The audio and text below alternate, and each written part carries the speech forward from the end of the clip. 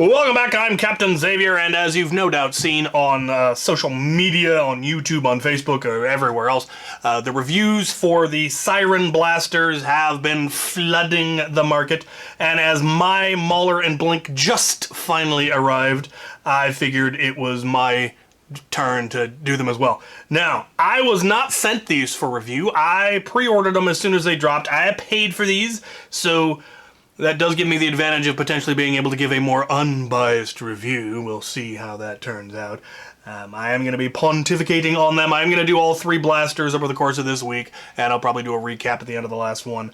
But I know you like your action sequences, so we're going to get out to the range and plink with the Gnarl. Then I'll get you your fips. I know you love your fips. And then I will wax poetically or pontificatively on my thoughts. Let's blink!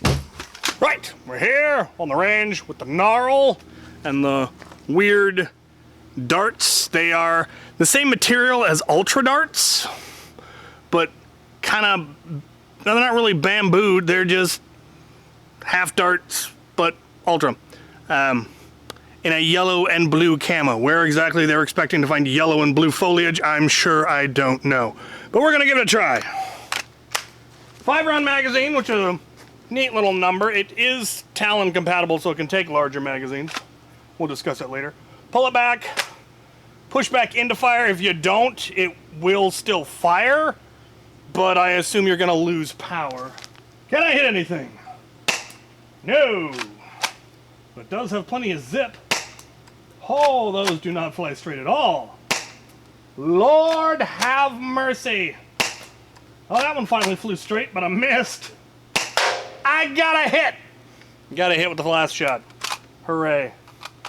Okay, well, with this amount of power, this short of a barrel, and no scar of any kind, I'm not surprised it's a bit squirrely. Let's go get some fips. I'm curious how hard that's hitting. To the chronograph! And now, to get you your fips, because I know how much you love your fips. See what this thing is getting with the darts it came with. 154, 157, 153, 155, 158.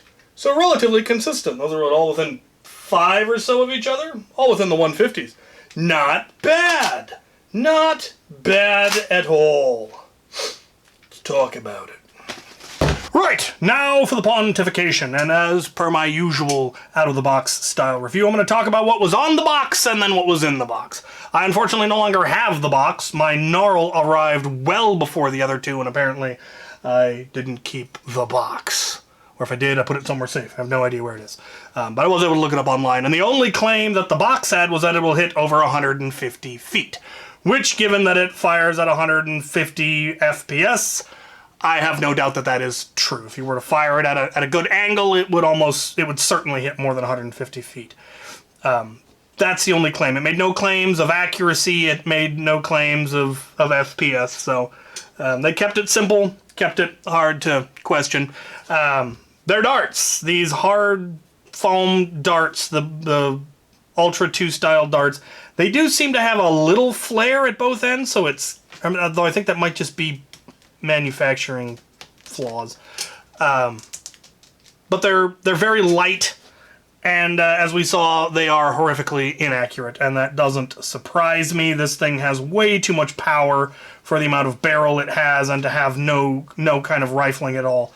I'm not surprised, and especially with these very lightweight darts, they just aren't gonna. They're just not gonna fly straight. I didn't try it. Well, I actually did try it with some other darts, and they seem to be a lot more accurate, though I only fired 1 or 2. I will do tests at some point with different darts to see what that does. Probably when I finally get the ability to put rifling on them as well. We'll see. Because I do believe there is a huge amount of potential here. It is a really good, solid quality plastic. It is dense. It is solid. It doesn't feel fragile. This is something you could throw at an angry dog with expectations of success. The amount of power that it has out of the box suggests that there is probably a great deal of upgrade potential. Heavier springs, longer barrels, rifling. Definitely a better T-pole.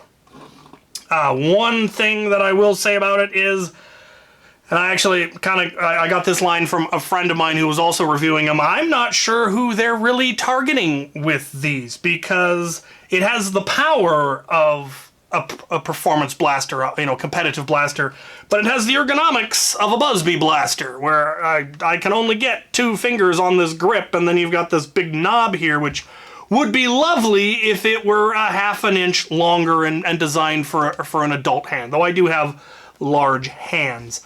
And normally you can excuse the small grips because it's a toy meant for a kid, but with the amount of power these have, they're shouldn't be meant for kids. So why is the grip not comfortable for an adult hand?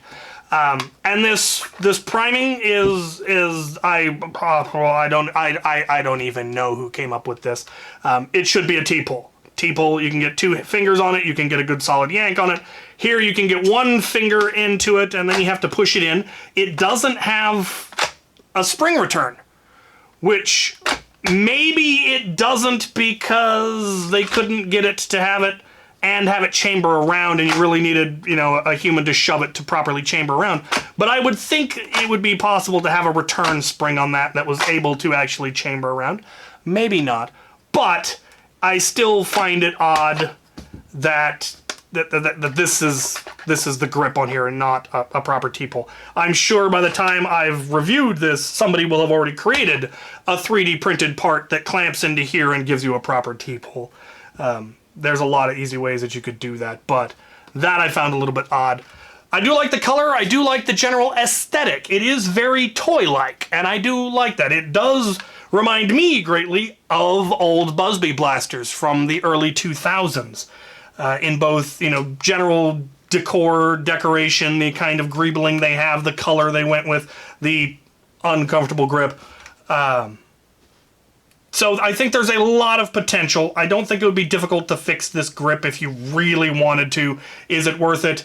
I don't know. It's a fairly compact, magazine-fed rear prime blaster. There is a bit of a niche for that. We don't see a whole lot of half-dart blasters this size with this much power. So, the fact that it's injection molded, like I said, good quality plastic, shouldn't be too difficult to replace this muzzle with one that would allow you to put a scar barrel on there.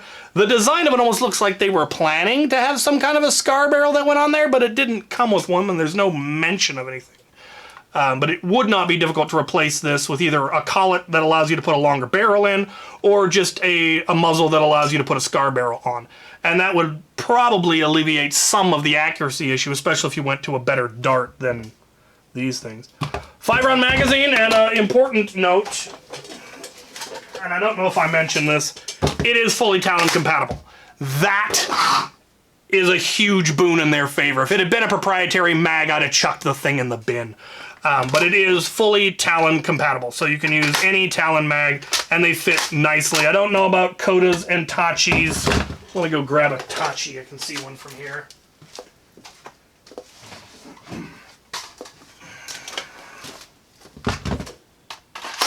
Tachis fit beautifully. Looks a little silly. I think this actually looks quite nice, in my opinion. I think that's a good length.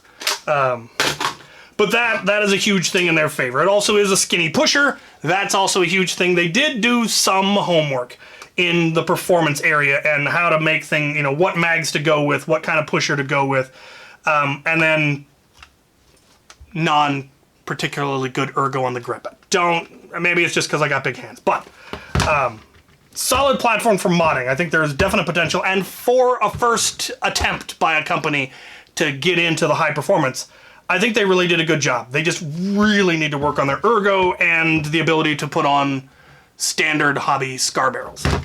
They do come with high pro, very important that, though these ones are only Z87. They are not Z87 Plus, like the Hasbro and Dart Zone ones, and I don't know how much of a difference that makes. They don't seem too flimsy, but, what's the difference between Z87 and Z87 Plus? I'm sure somebody could tell you, probably on OSHA's website. So there's my thoughts. It's not bad. The darts I don't think are good, and I do need to test it with regular darts. But general construction, performance, not too bad. Ergonomics, needs some work. Scar barrel compatibility, definitely something they should look at. Talon mags, yay. Go with them. Okay, so there's the Gnarl. Stay tuned on Wednesday for my look at the Mauler.